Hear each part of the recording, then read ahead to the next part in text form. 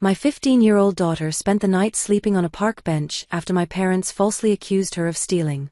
When I came back from my trip, I showed them this. My dad turned pale. My mom went completely silent. I got back from my business trip early that morning. Tired, sure, but in a good way. The kind of tired where you've got good news in your pocket and you're itching to share it. So I called my daughter from the back seat of the cab. Smiling already. She didn't pick up right away. And when she finally did, her voice sounded like I'd woken her up at 3 a.m. Mom. Hey, sweetheart. I'm back in town. Almost there. You at home? A pause.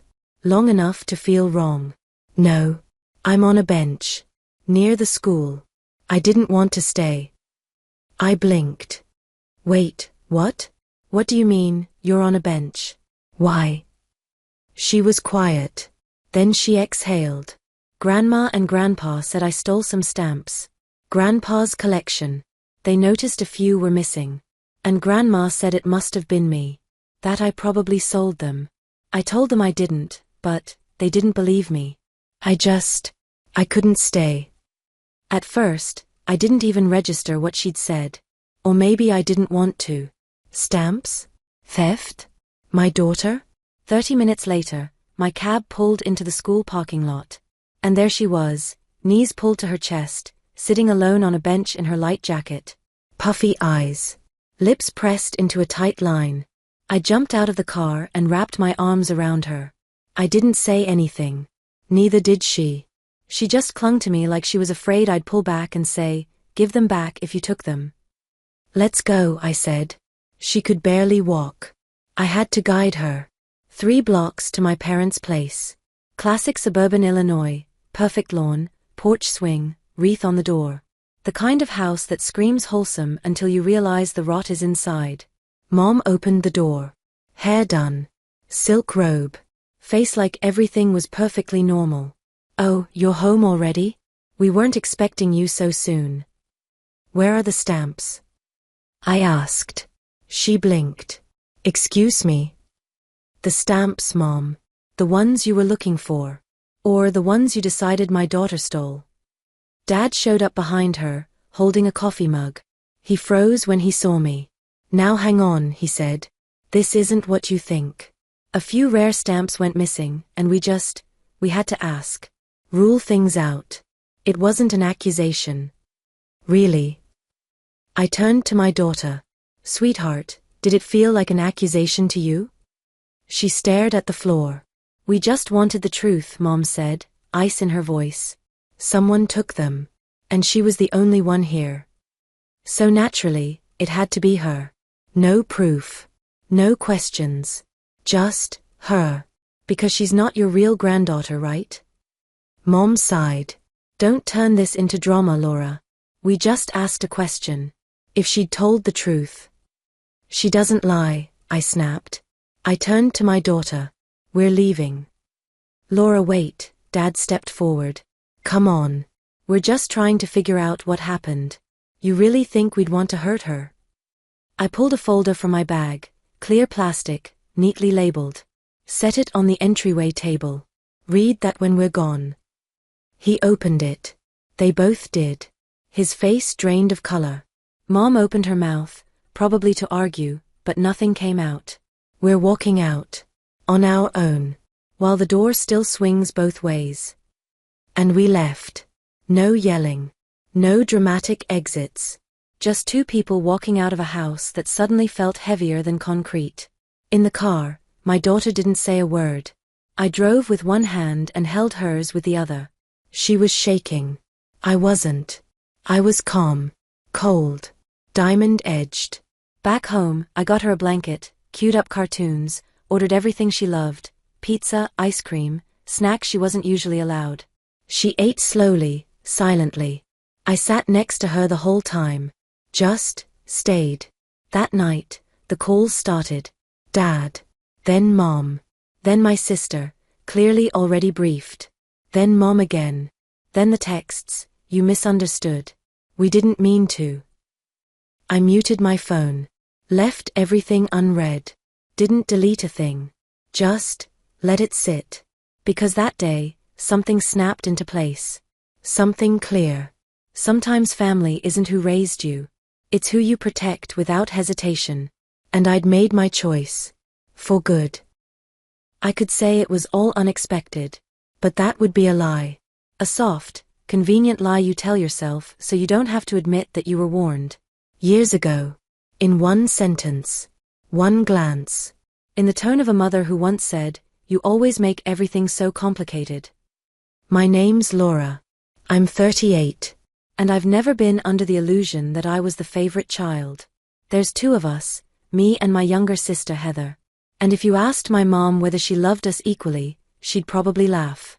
Not because it's a silly question, but because to her, the answer is obvious. To her. To everyone. Heather is soft-spoken, polished, feminine. That's what Mom always called her. Dad just nodded along. I, on the other hand, was too direct, too blunt, too independent. Like independence was some kind of virus you catch and ought to be cured of. From early on, Heather and I were opposites. She was ballet recitals, polite giggles, and cupcakes. I was soccer cleats, library books, and uncomfortable questions. Mom always looked at us like we were two school projects. One turned out great. The other? A failed experiment. When Heather graduated high school, there was a photo shoot, a fancy dinner, a banner across the porch. When I graduated, Mom forgot to buy a cake. Said she was tired. She eventually baked something from a box mix. It was dry. The edges were burnt. Dad said, "It's the thought that counts." But I remember sitting there that night, realizing that not all thoughts count the same. Then came the kids. I have Grace, she's 15 now. Sharp, sarcastic, emotionally fluent way beyond her years. Doesn't play dumb, doesn't play nice if it means lying. Basically, she's me. Heather has Dylan. 13. And yeah, you guessed it, the sunshine of the family, our little genius, the boy with the spark. If Mom could build her ideal grandchild from a catalog, she'd pick Dylan and say, "Now that's what we're proud of." Every family gathering was the same. Grace reads a poem. Grandma checks her phone. Dylan mumbles nonsense. Standing ovation. Grace aces math. Silence. Dylan wins most friendly in school. Confetti and cake. I stopped getting angry. Truly. Because being angry about something you can't change will drive you insane. But Grace, she saw everything. "Mom," she asked me once, "why does Grandma always say Dylan is smart but tells me you're trying, and that's nice?" I wanted to lie. To say she misunderstood. That grown-ups don't know how to talk to kids sometimes. But I'd been that kid.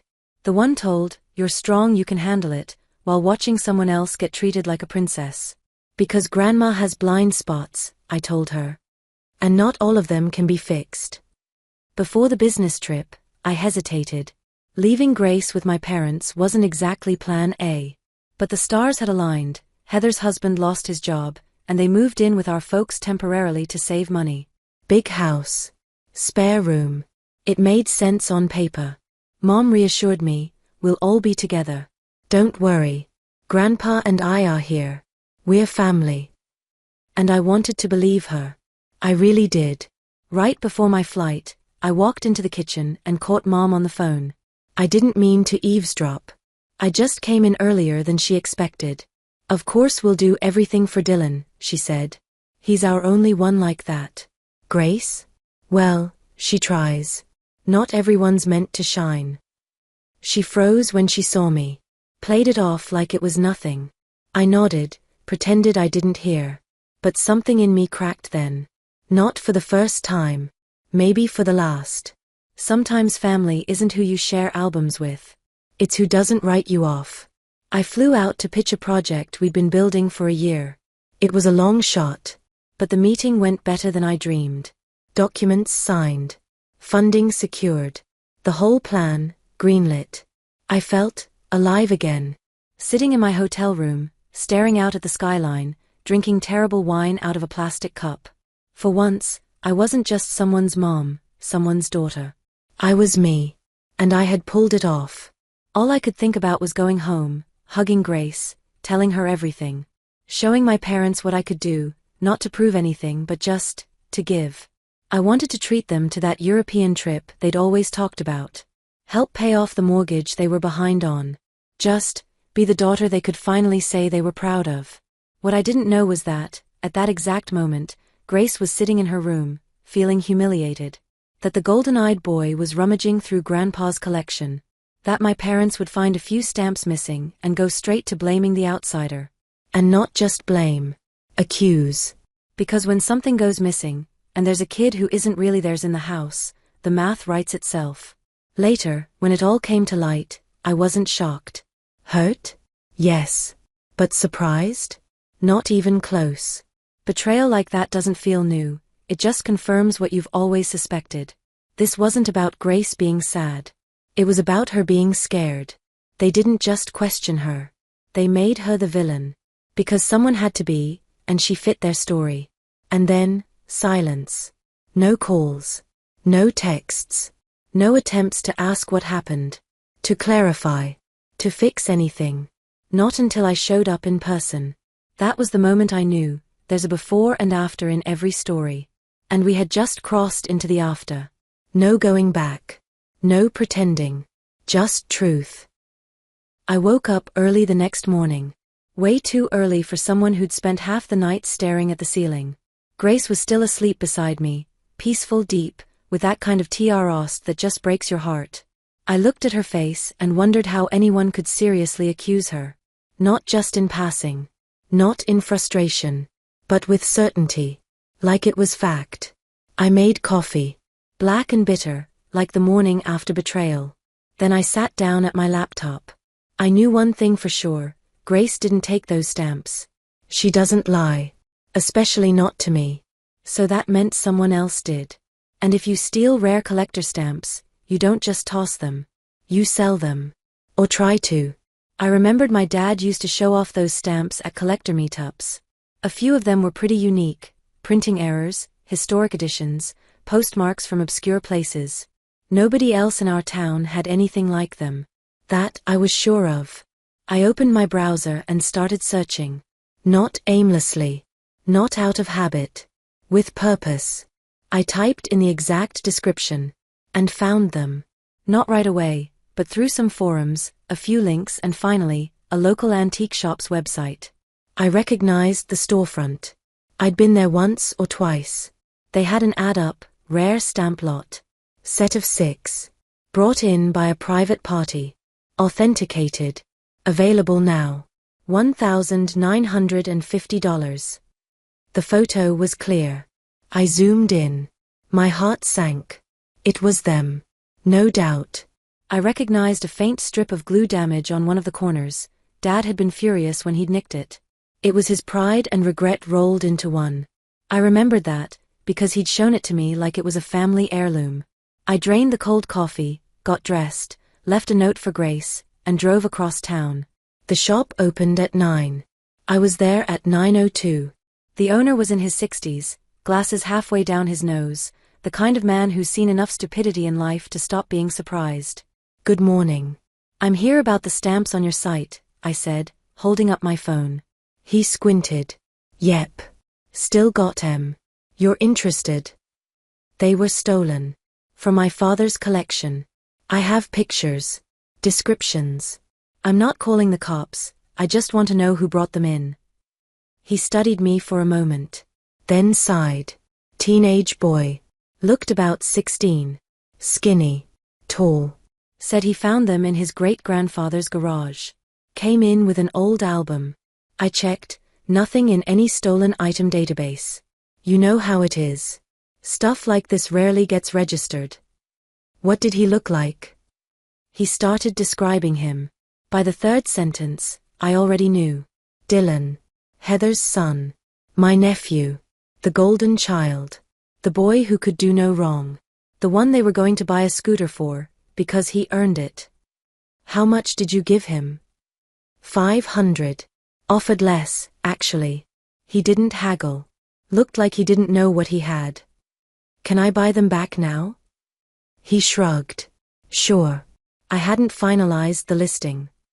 I swiped my card. Took the box. The stamps were neatly laid out inside. My hands were shaking. I didn't know if it was anger, relief, or just the world shifting under me again. Then I drove to Heather's place. She answered the door in sweatpants and a face mask, somewhere between clay and seaweed. Saw me. Froze. Then saw the box. Her face cracked, just like the mask. What's going on? I walked past her into the house. Recognize these? Are those Dad's stamps? Yep. The ones your son sold to an antique shop. For $500. I just bought them back. What? No. Wait. Are you sure? Positive. I ID'd them. The seller described Dylan. Tall, thin, light jacket. Said he brought them in an album. Gave a whole backstory about his great-grandfather. Took the cash and left. No questions asked. Heather looked like she'd been slapped. I didn't know.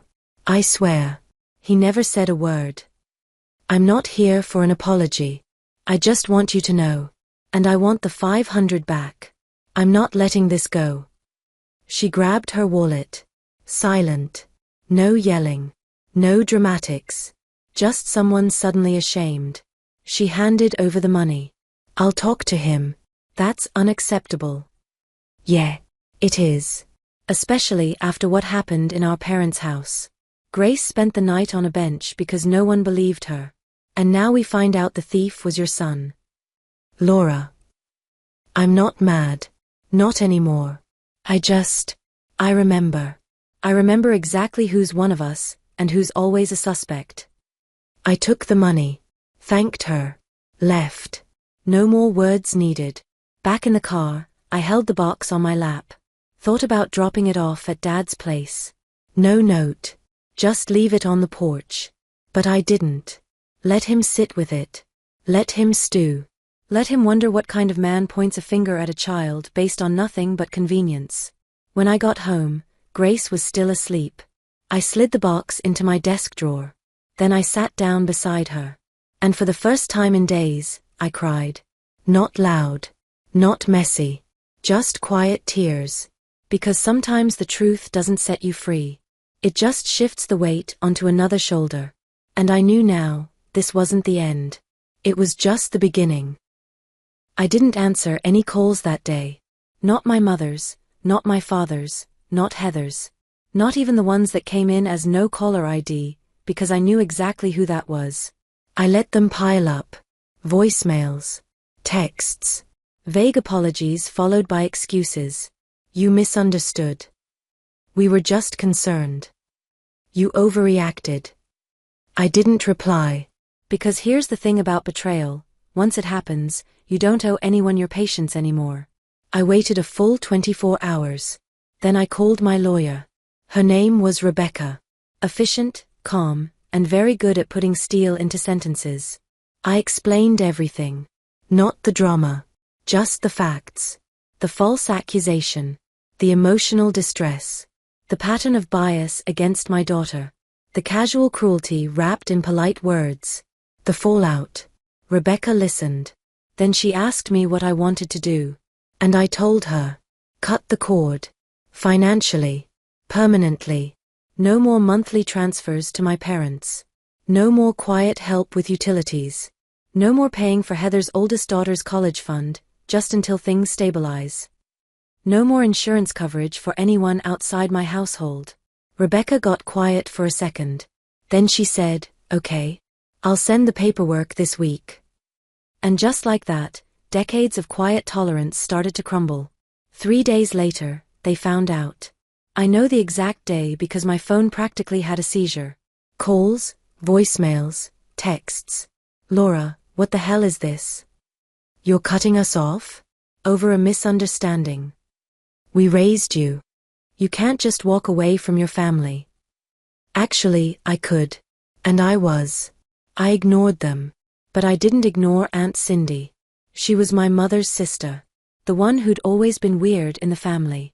A nurse who loved camping and kept fossils in her kitchen. She was also the only adult who ever spoke to me like I had a brain. When I was a kid, her house was the only place I felt safe. So I called her. and told her thank you for the things she probably didn't even remember. She listened, said she was proud of me, asked if Grace was okay. Then she cried. A week later, I booked her and her husband a Mediterranean cruise. Italy, Greece, France. Ocean view cabin.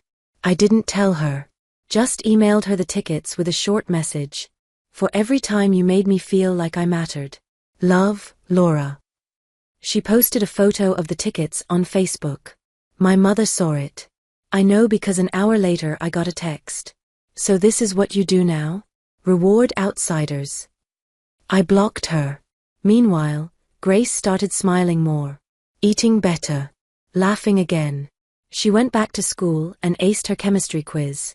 One night she came into my room and asked if we could take a weekend trip. Just us. Anywhere with bad coffee and good bookstores, she said. I said yes.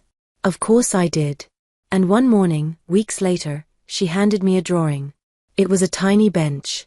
A little girl sitting on it. Above her, a caption.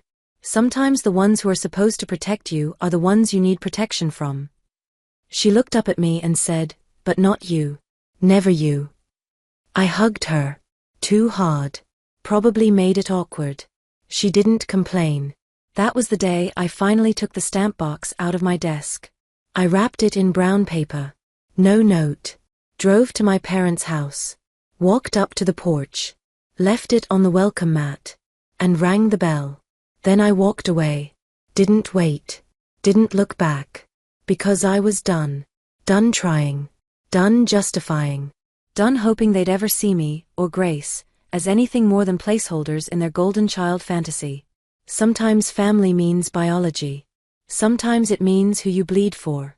And sometimes, it just means knowing when to finally shut the damn door. Do you think I did the right thing? Sometimes I still wonder. Maybe I should have forgiven. Talked it through. Tried one more time. But then I look at my daughter, how she sleeps soundly now, how she laughs without flinching, and I know, I didn't choose revenge. I chose her. If this story struck a nerve, tell me in the comments, what would you have done? And if you want to hear more stories like this,